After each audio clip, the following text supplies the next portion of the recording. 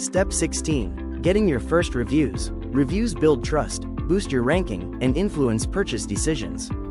Here's how to get your first ones quickly and safely.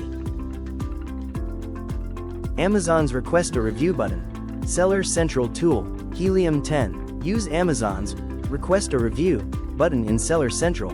It sends an official email asking customers to leave feedback. The Helium 10 tools is responsible for sending this message automatically.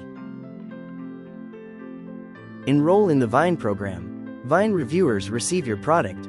The Amazon Vine program sends your product to trusted reviewers in exchange for honest feedback. A great option for new sellers. Provide outstanding customer service. Fast replies, easy returns. Respond to questions quickly and resolve issues smoothly. Happy customers are more likely to leave positive reviews. Follow Amazon's rules. No incentives, no fake reviews. Never offer money, discounts, or gifts in exchange for reviews. Breaking this rule can get your account suspended. Build a long-term review flow.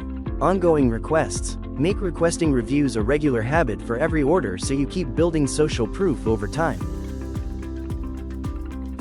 Up next, Step 17. Managing your Amazon PPC campaign.